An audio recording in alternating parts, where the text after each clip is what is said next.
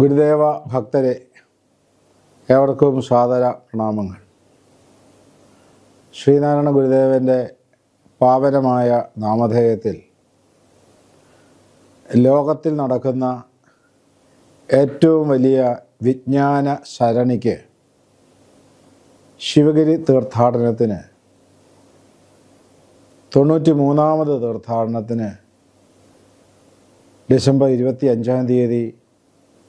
December 15 തീയതി ആരംഭം കുറിക്കുകയാണ്.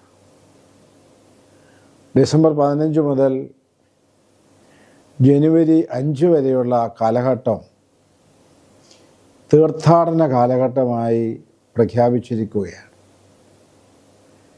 ഈ അവസരത്തിൽ കേരളത്തിലും ഭാരതത്തിലും ലോകത്തിനു വെളിയിലുമുള്ള ലക്ഷക്കണക്കിന് ഏതാണ്ട് 40 ലക്ഷത്തിലധികം തീർത്ഥാടകർ ശിവഗിരിയിൽ ഇക്കുറി പങ്കുചേരുന്നുണ്ട്.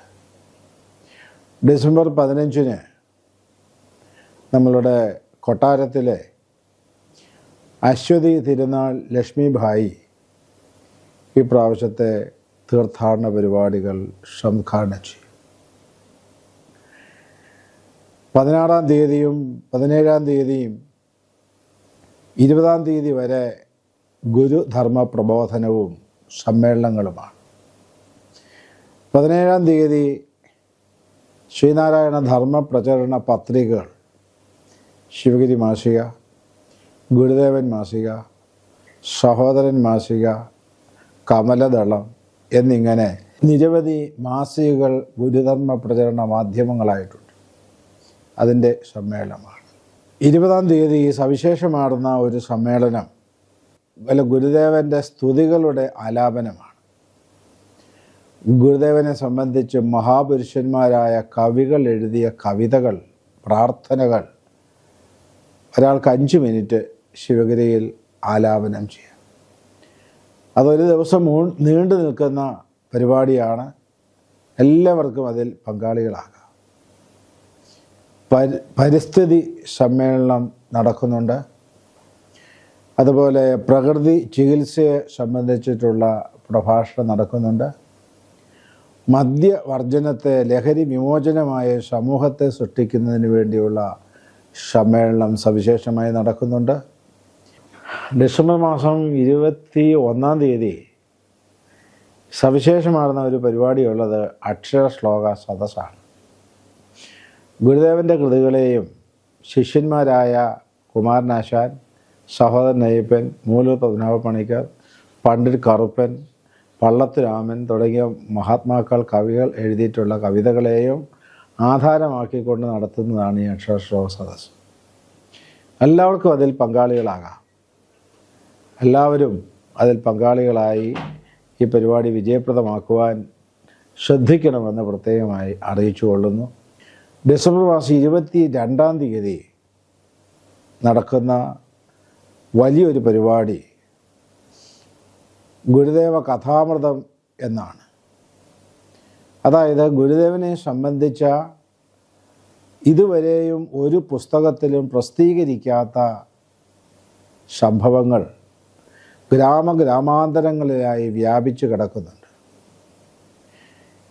ഈ സംഭവങ്ങൾ ഭക്തജനങ്ങൾക്ക് ശിവഗിരിയിൽ പറയാം. 10 മിനിറ്റ് നേരമാണ് സമയം. ആ പറയുന്നത് മുഴുവൻ റെക്കോർഡാക്കി എഡിറ്റ് ചെയ്ത് പുസ്തകമായി ശിവഗിരിയിൽ നിന്നും പ്രസാദനം ചെയ്യും. ഇപ്പോൾ ഗുരുദേവനെക്കുറിച്ചുള്ള ചരിത്ര സംഭവങ്ങൾ ആലേഖ്യം ചെയ്യുന്നതിന് വേണ്ടിയുള്ള വലിയൊരു ശ്രമമാണിത്. ഗുരുദേവനെ ഭജിച്ച് പ്രാർത്ഥിച്ച് അനുഗ്രഹം സിദ്ധിച്ച ആയിരങ്ങളുണ്ട്. അവർക്കും അവരുടെ അനുഭവങ്ങൾ പങ്കുവയ്ക്കാം. ഡിസംബർ മാസം 23-ാം തീയതി MP മൂത്തേടത്തിനെ സ്മരിച്ചുകൊണ്ടുള്ള പ്രഭാഷണമുണ്ട്. അതുപോലെ 24-ാം തീയതി മാതൃഭൂമി പത്രത്തിൻ്റേതായ ഒരു മുഴുനീള സെമിനാർ, ഒരു ദിവസം നീണ്ടു നിൽക്കുന്ന സെമിനാർ നടക്കുന്നുണ്ട്. തുടർന്ന് 27-ാം തീയതി രാവിലെ പാരമ്പര്യ വൈദ്യ സമ്മേളനമുണ്ട്.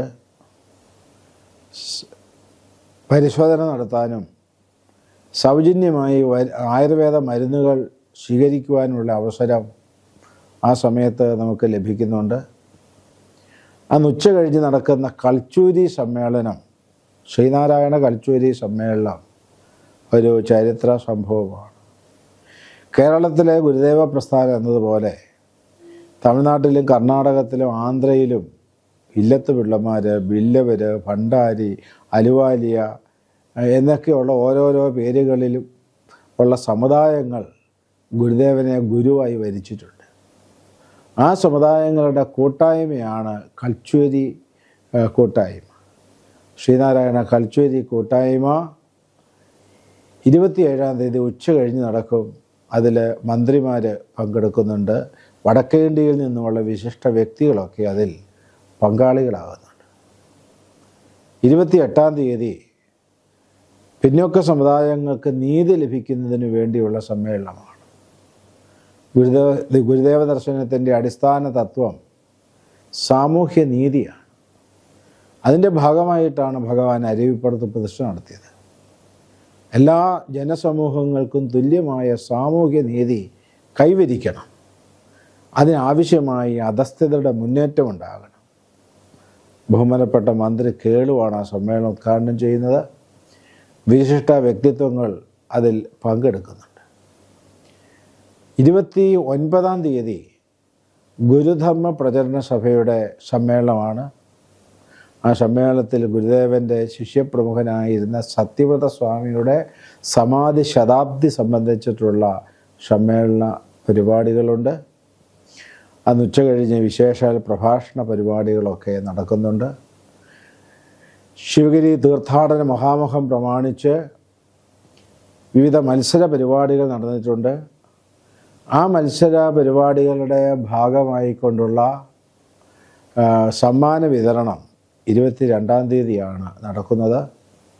ഇതിനെല്ലാം ഉപരിയായി ഡിസംബർ മാസം 25-ാം തീയതി ഒരു മഹാപ്രശ്നോത്തരി ശിവഗിരി നടത്തുന്നുണ്ട്. മഹാകിസ് ഗുരുദേവൻ്റെ ജീവിതത്തെയും ദർശനത്തെയും ആസ്പദമാക്കിക്കൊണ്ട് രാവിലെ മുതൽ സായം സന്ധ്യ വരെ നടക്കുന്ന കിസ് മത്സരം അതൊരു എഴുത്തു പരീക്ഷ പോലെയാണ്.